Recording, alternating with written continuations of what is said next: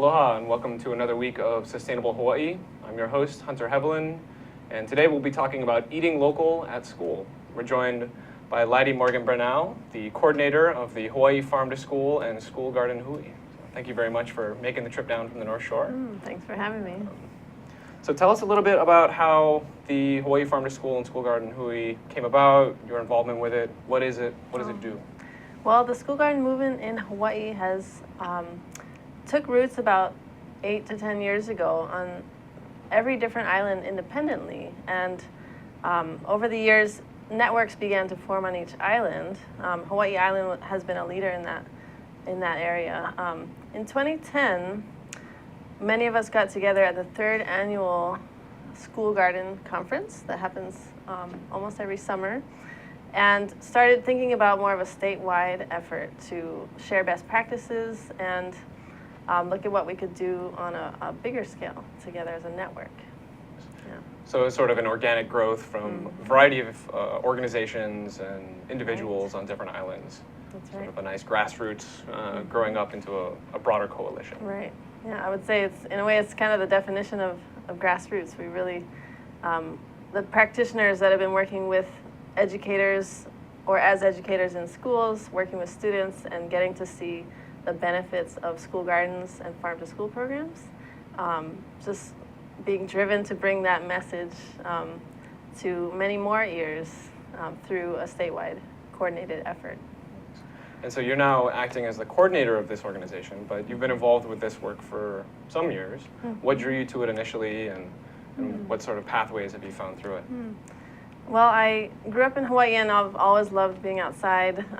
I studied biology at school on the mainland and came back, thankfully, to many options to work with Hawaii's environment. So I had an interest in plants, but really hadn't ever gardened or worked with kids closely before. When I was given the opportunity through the greenhouse in Paoa and also through Kokua Hawaii Foundation's Aina in Schools program to garden with kids, a whole new world opened up to me, and I really found a joy and love that I wanted to follow and pursue. So I became the school garden coordinator with Kokua Hawaii Foundation. For about 6 years, we grew the Aina in Schools program to support schools to create school gardens and serve healthy school food.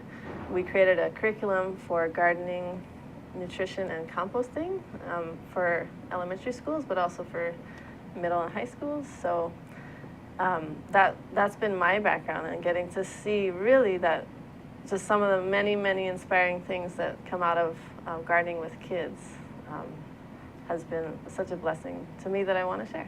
And so Aina in Schools is an acronym as well, right? So that's actively integrating nutrition and agriculture in schools. Right. So this has worked from school gardening and also local food.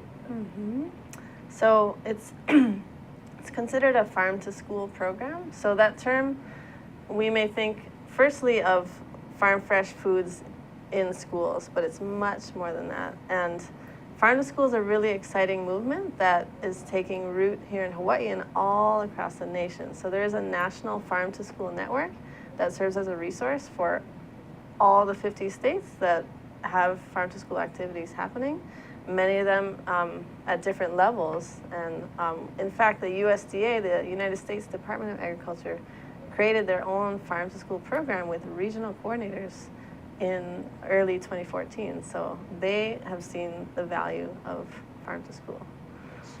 And so with your work in school gardening, I mean, there's obviously a utility of getting kids active, especially with budgetary cuts and the loss of a lot of extracurricular activities and outdoor activities. What are some of the broader values that you see coming from school gardening in general? Well, that's why this is such an exciting field, because it touches so many parts of society, of our lives. First of all, I would say getting in connection with nature is really, as simple as it sounds, can open a lot of doors for students. It allows for alternative learning styles. If kids aren't doing as well in the classroom, a lot of times they'll shine in the garden. They're getting to try new foods, and that can have impacts on a lifetime of good health. So I've seen it myself that They will try whatever they grow. Carrots are a favorite, but even sliced radishes, I've been told by a first grader that they're better than potato chips.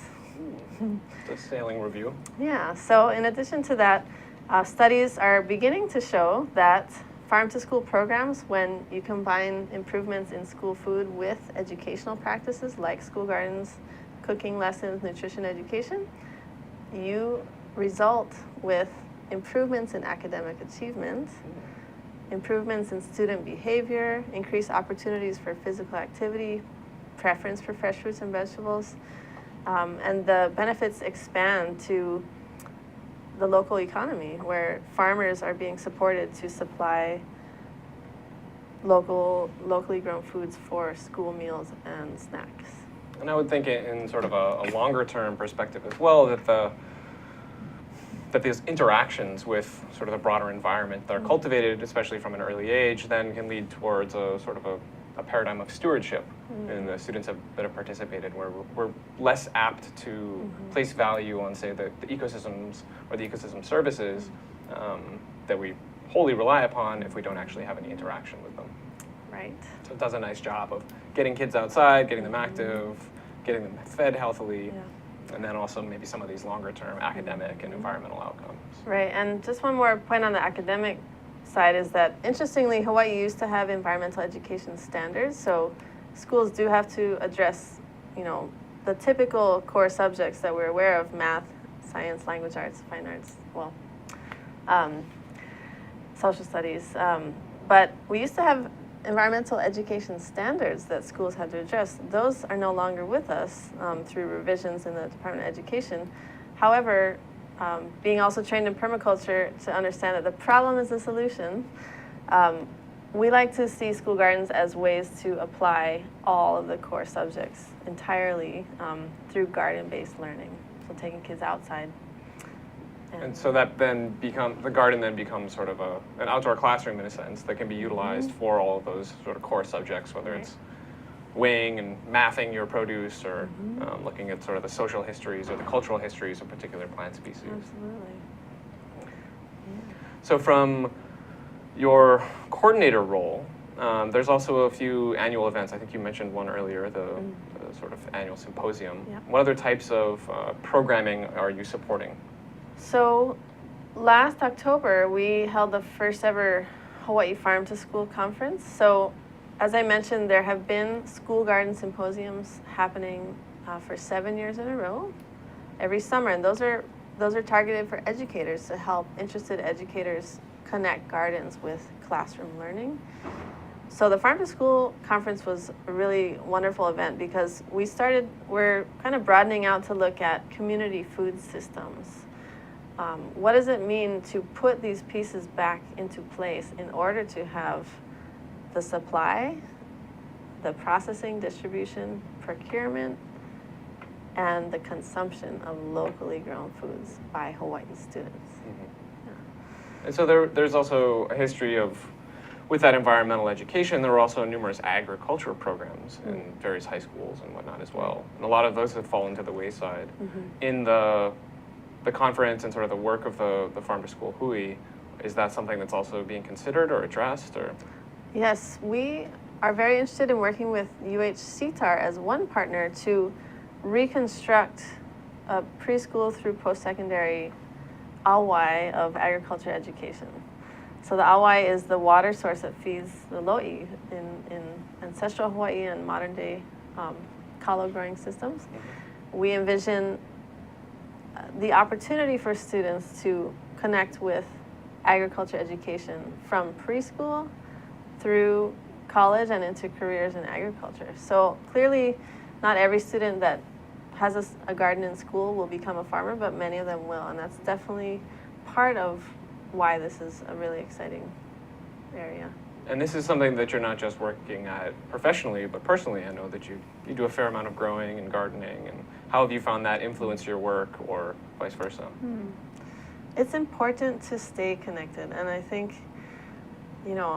going from being a school garden coordinator where I was working with students directly, and then kind of stepping one step back from that to train volunteers to teach garden lessons, And then now as a coordinator, where, organizing conferences and looking at policy and legislation and, you can kind of, I think it's important to stay balanced by always having time in nature, having a garden. It could be, very small. It could be a bigger area that you're growing. I live on a farm where there's actually a community of people, young people, that have different roles, and it's a really wonderful experience, something I've never done before. But what does it look like to live in community and to grow food together? We're really right there in the process of figuring out how to put our food systems back together here in Hawaii. So in that, I know that there's been some bits of critique, and particularly in the sort of, you highlighted, I saw that Wince talking about fine arts, and so a lot of different types of programming have been cut with just sort of leaving these core subjects. And there's been some critical perspectives on the utility of school gardening as a mechanism, particularly if there are failing, we could say, educational benchmarks in various schools around the world, or around the country at least. I think there was an Atlantic article, or don't let your children grow up to be farmers, or something to that effect. How would you respond to that, or do you see that as an actual issue, or are there ways around that? I would say let's look to what's already happening in Hawaii. And in fact, we do have some data now that about 80% of all Hawaii public schools, K through 12, have a school garden, and 74% of all Hawaii public schools have a garden that is used for education. So teachers are doing this on their own because they see the value in it. And thankfully, studies also show that there are proven benefits of school gardens and farm-to-school programs, including academic achievement. So we currently are working with the Department of Education, and we look forward to doing so in a more direct way to establish a program at the state level to support those gardens that are already there and can grow and can reach a lot more students than they currently are. Yeah. This is a table showing, as of February 2014, at least 18 states and the District of Columbia that have established state-level farm-to-school programs, either in their departments of agriculture, education, at the university level, or combination of those. So that is one of our goals for 2015, is to pass legislation to create a state-level farm-to-school program in Hawaii in the departments of agriculture and education. And it seems like there's, at least from my experience, and so you and I have worked together on a lot of these things for many years, and I feel like that maybe about 5 or 6 years ago, while you and I had already kind of been in this field for 2 or 3 years by that point, that it really sort of took off and kind of had a hockey stick graph in a way, where the interest and the sort of like impetus for increasing school gardens and the recognition of the benefits seemed to really kick off. What is it about our sort of current existence that you think maybe fed into that? Well, I do believe that it is because of coordination on many levels. So National Farm to School Network has been ramping up their efforts for the last several years. Different islands, Hawaii Island, Maui, Molokai, Kauai, and on Oahu, we're still working towards that, but to have coordinators of each of these island networks, that it's just this coordination, this investment in the human potential to organize and to respond and plan has been really key, kind of the tipping points that have allowed us to synergize this effort. Cool. Yeah. Well, we'll hear in a little bit about some of what those other broader efforts are. So we'll take a quick break and then join us back. Aloha, I'm Keli'i Akina, president of the Grassroot Institute and host on Ehana Kako, a weekly program on the ThinkTech Hawaii broadcast network. Ehana Kako means let's work together. Think of the sad alternative, let's not work together. Here in Hawaii, with all of our diversity and the richness of the people, it's important for us to come together around issues on the basis of what's right and what's good and what's going to serve the common good. And that's what we try to do at Ehana Kako. Every week we interview movers and shakers, people in government, business, and other sectors of society to talk about how to create together a better government, economy, a better world here in Hawaii that can bless the rest of the world. I thank you for your attention to ThinkTech Hawaii, and we look forward to seeing you every Monday, 2 to 3 p.m. on the ThinkTech Hawaii Broadcast Network. We're Ehana Kako, and we wish you well. Aloha. Aloha and welcome back to Sustainable Hawaii. I'm your host, Hunter Heaivilin, and we're joined today by Lydi Morgan Bernal, the coordinator of the Hawaii Farm to School and School Garden Hui. We were just talking about sort of the scope and the synergies and what it's fed into the growing interest and the growing recognition of the utility of school garden programming. But farm to school as a concept, really, that it encompasses school gardening, but it's broader than that. Right.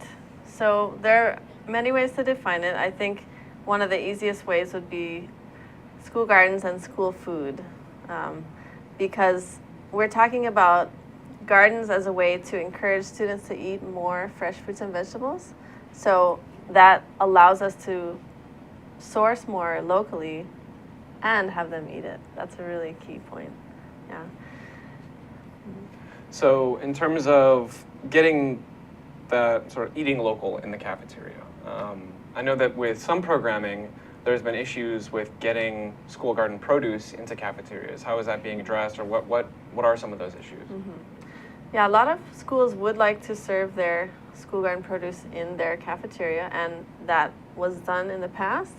Right now, we have food safety and procurement issues that need to be addressed in this process. So we are working toward that.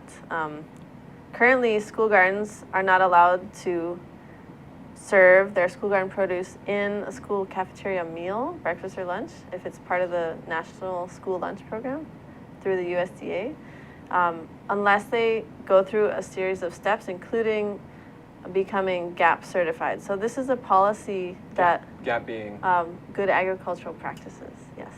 So this is a current policy of the Department of Education's School Food Services here in Hawaii. We'd like to look to many other models around the nation. San Diego Unified School District is one of them, where they have a garden to cafe program, 2 farm to school coordinators in their school district who oversee this program. So they set up a protocol for making sure the garden follows certain safety practices, the produce is traceable, and there's a process in place that makes everyone feel comfortable with that. That's something we'd like to do here.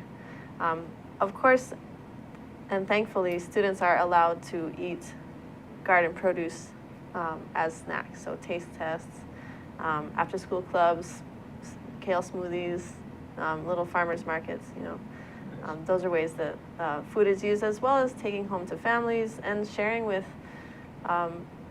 other programs to feed people that may not have access to these fresh fruits and vegetables otherwise. So a lot of students are inspired. And in some instances, even kicking up into entrepreneurship. Some schools have been hosting their own farmers-grown farmers market from keiki farmers.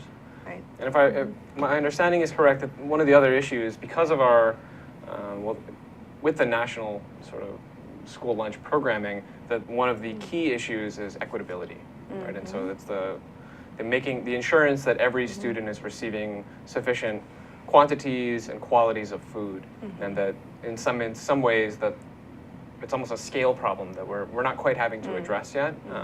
Because from my experience, most of the school gardens in the state are relatively small, and so we're working, it's more garden scale as opposed to, say, an agricultural scale. Whereas there are, at least in California, I'd read about a couple of schools, one of which had an extensive sort of even market gardening program in their middle school, and then ended up harvesting, post-harvest processing, and then selling their foodstuffs to other school cafeterias. So there's a lot of neat models out there, which you highlighted. So going forward from streamlining and identifying those good agricultural practices, are there any resources that people can look to in terms of how they can manage their school gardens to abate certain amounts of risk? And Yes, so the Hawaii Farm to School and School Garden Hui does have a website with a number of resources, including some school garden safety practices. So the website is hawaiischoolgardenhui.org. And there are 2 beautiful posters that we encourage schools to use, and for teachers to, they're very simple processes. A lot of it has to do with washing hands before you harvest and before you eat, washing produce. So we certainly, I think there are some very simple safety practices that can be followed, and again, those resources are on our website. And as we continue to be able to do our work, and the more that we can coordinate with our state agencies, we can put these pieces into place so that there are processes to allow school garden produce to be served in cafeterias.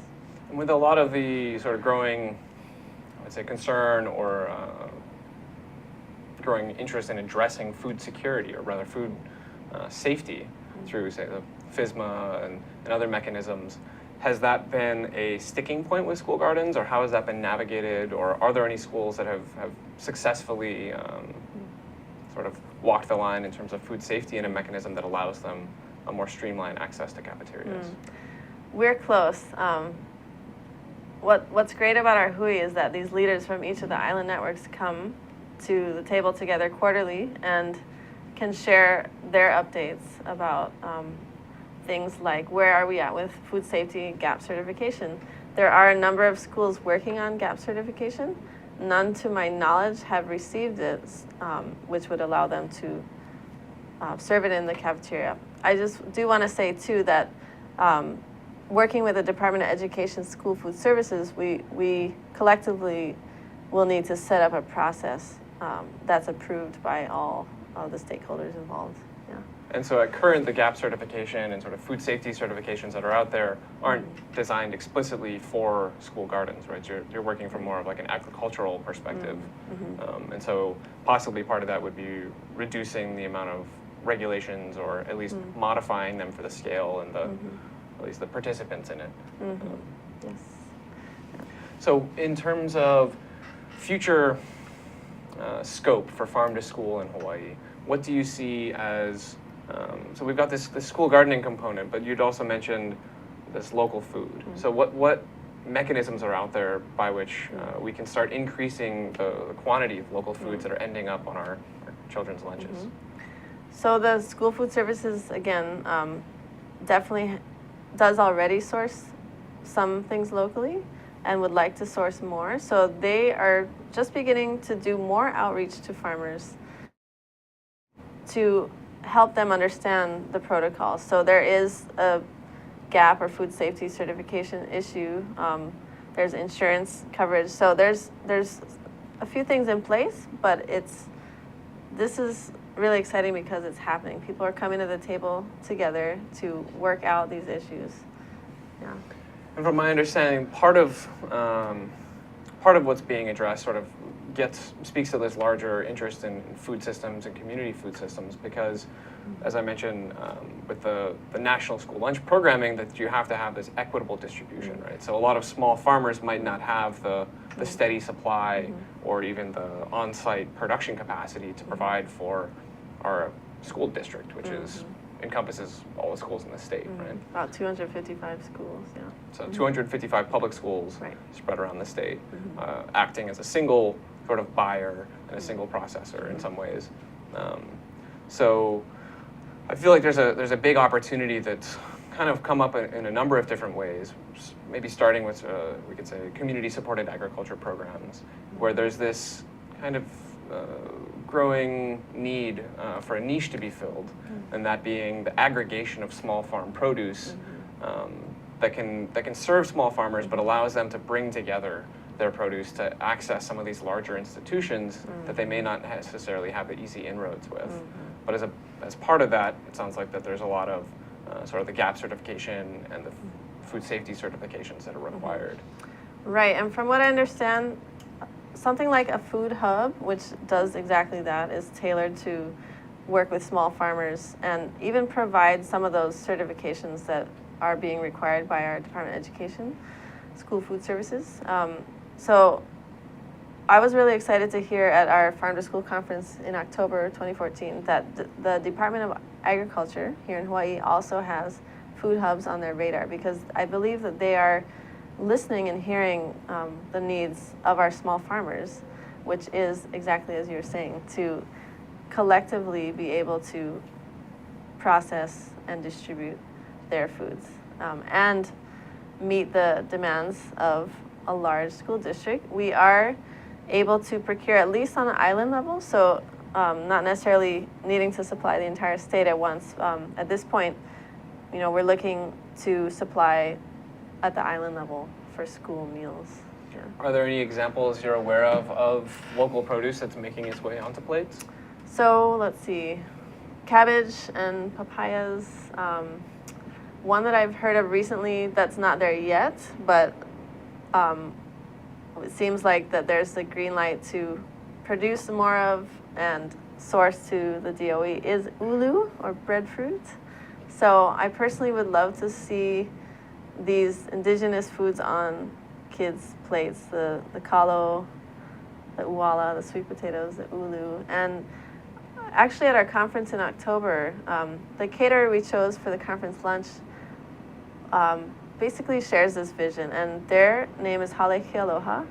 They already source meals like the one I was describing with indigenous foods to several schools. So, there are many people out there that share this vision. So the value of, I think, our statewide effort is coming together to share a vision. Well, and part of the scope of addressing these things goes beyond our state level, correct? Because my understanding is that with ulu in particular, that some of the definitions that are in place at a national level in terms of what's a vegetable, what's a starch, and how things get categorized very much impacts whether or not they can end up on a plate and how they're characterized. So you might end up, based as things are now, being served, you could get some taro or kalo on your plate, but you may also be served rice or bread as a byproduct, just because of the classification systems. That's right. And so with ulu in particular, I believe they had done some successful advocacy at the national level even to try and at least have that delicious food added in at least some category. I forget which exactly it was, but starchy vegetable. Starchy vegetable.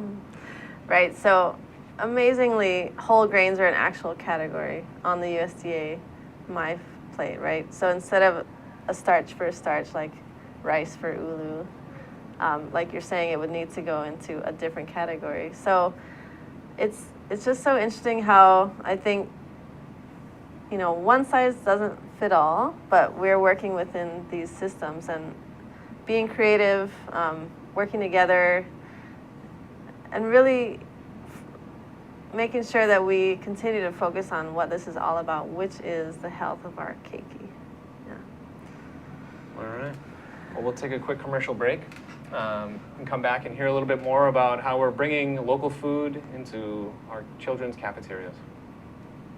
Aloha, Yappers. This is your host, Kingsley, for the Yap Show. Every Friday, 3 p.m. to 4 p.m. Eastern Time. You can catch us here live, ThinkTech Hawaii, and then later on we upload to our YouTube channel. We talk about youth issues, policies, youth programs, and how to transition yourself into adulthood. But this was like a sign, I guess.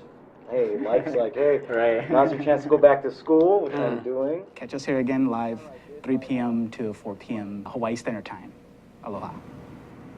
Aloha and welcome back to Sustainable Hawaii. I'm your host, Hunter Heaivilin, and we are still joined today by the lovely Lydi Morgan Bernal, the coordinator of the Hawaii Farm to School and School Garden Hui.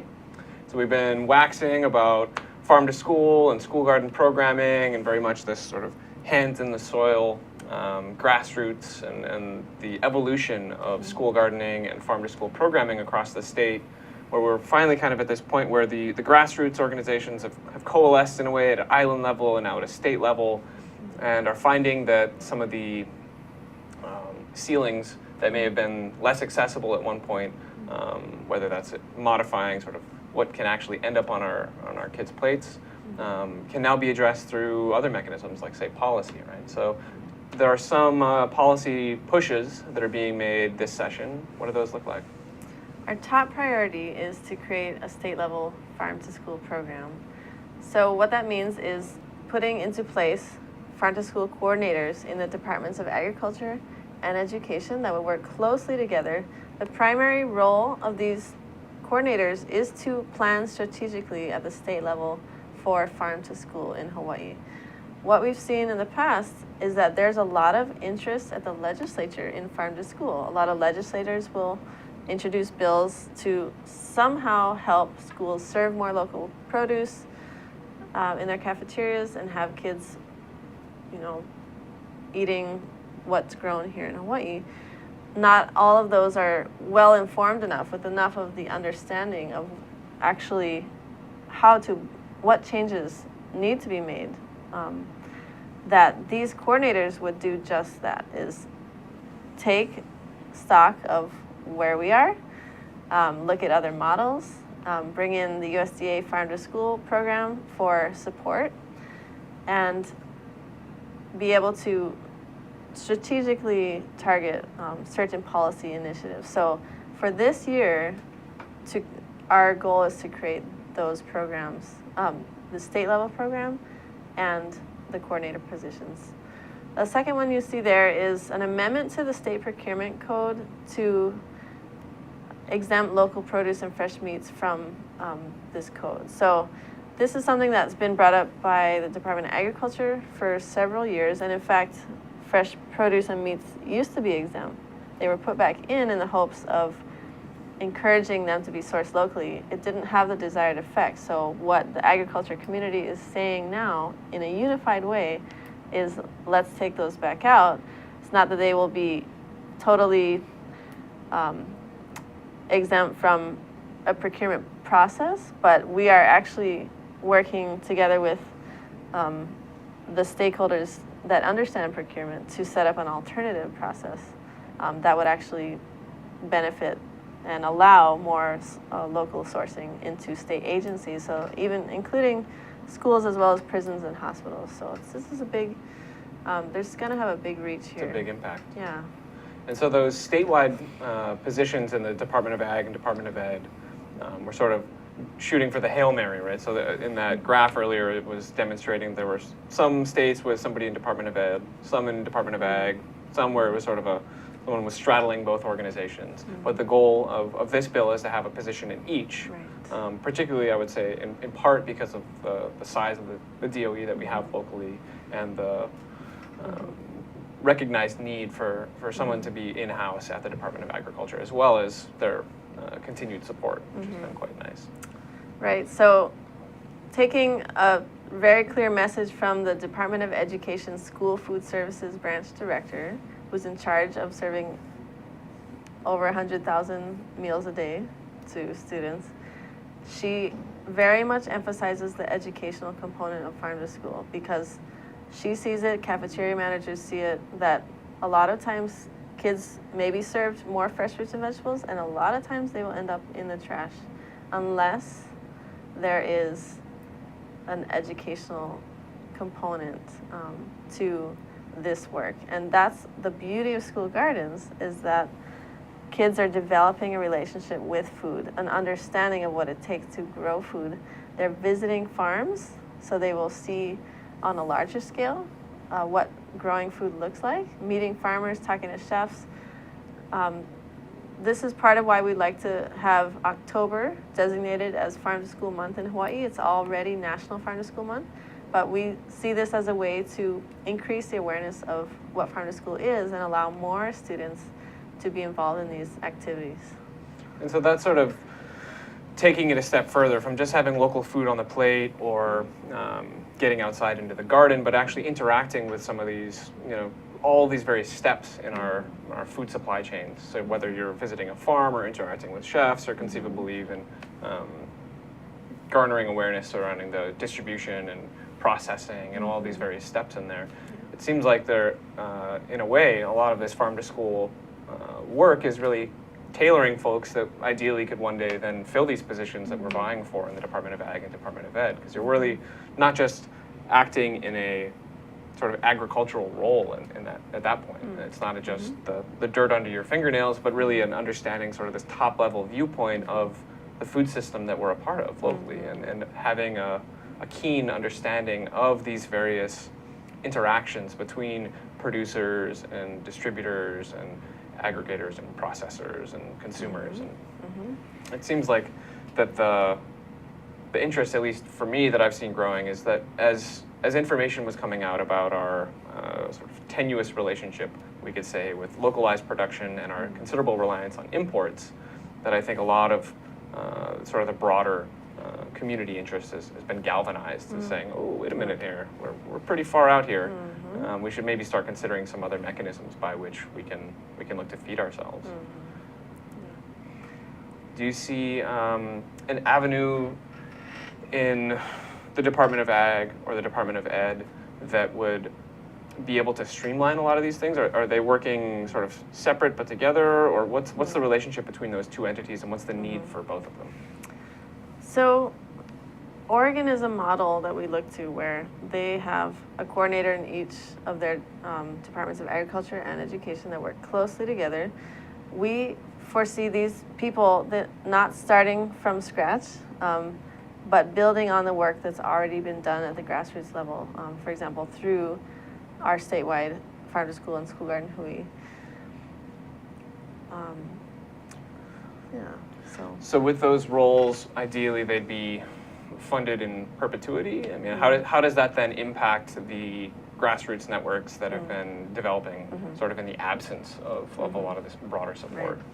Yes, definitely for the long term. I think it's important for us to be able to communicate the broad impacts that establishing a statewide farm to school program can have. So we're talking about health, we're talking about decreasing diet-related illnesses, and I think it really speaks a lot that the Department of Health is very much on board with our work and has been a part of our Hui for a long time.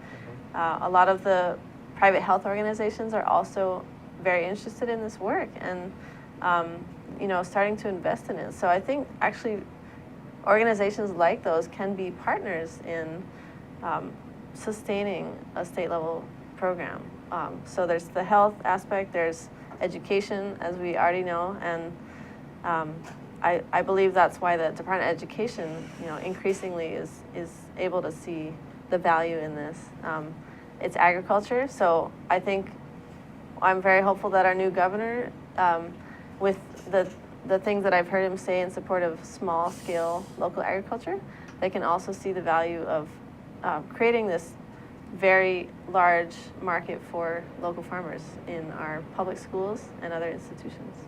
So bringing it to that policy realm again, what mechanisms of engagement have you been up to try and push forward the ideas behind these bills and really get them in the hands of people who could make some of these decisions?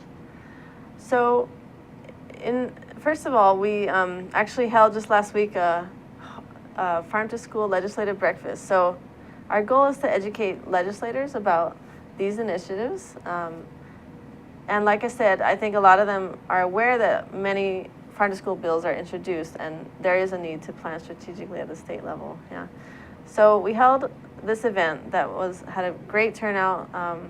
We had a lot of great speakers, and I think as we go forward with the legislative session, there will be many opportunities to testify for the general public. Anyone that has an interest in healthier schools, healthier students, happier students, better learners.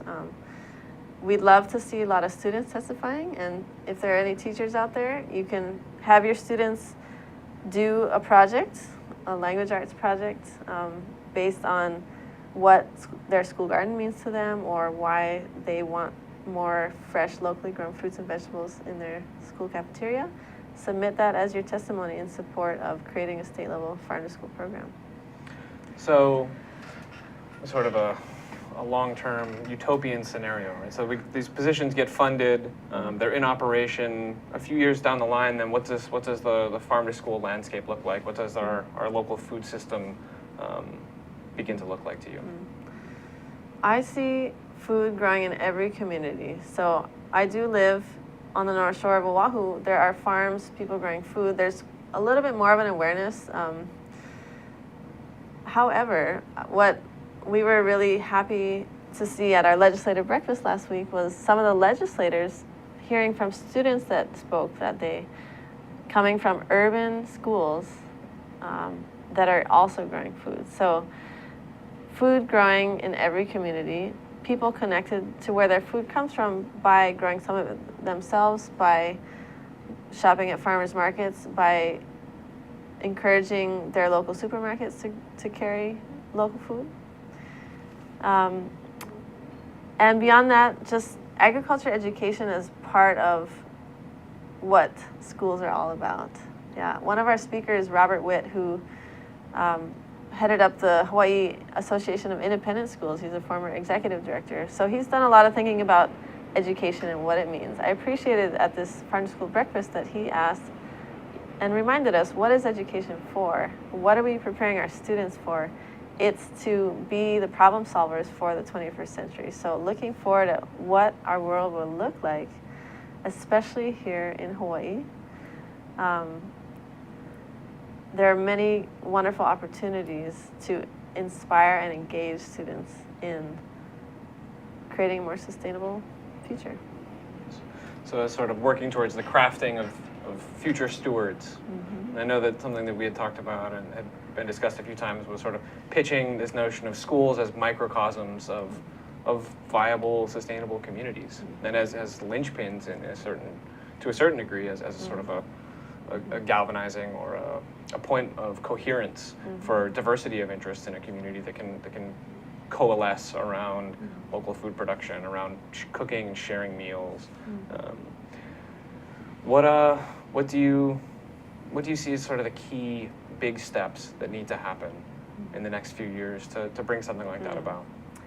I think it's investing in our local agriculture economy. So this farm to school coordinator in the Department of Agriculture, I see as playing a key role in helping to put those pieces back together. So how do we take many small farms, first of all, support the existing ones and encourage more to come into existence, and then looking at how we can work together. So we do have a local organization called the Hawaii Farmers Union United, and one of their key values is cooperation and the formation of cooperatives. So there's work starting to be done with that through the Kohala Center and food hubs that are starting to be created. So what we're hearing from the USDA is that there are funds available to support these types of things, the creation of food hubs and farm to school work even.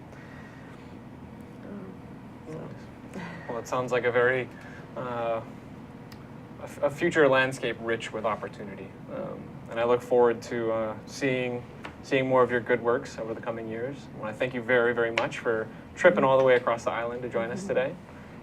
Once again, this is Lydi Morgan Bernal, the coordinator of the Hawaii Farm to School and School Garden Hui, and we've just had another episode of Sustainable Hawaii. I'm your host, Hunter Heaivilin, and join us again next week.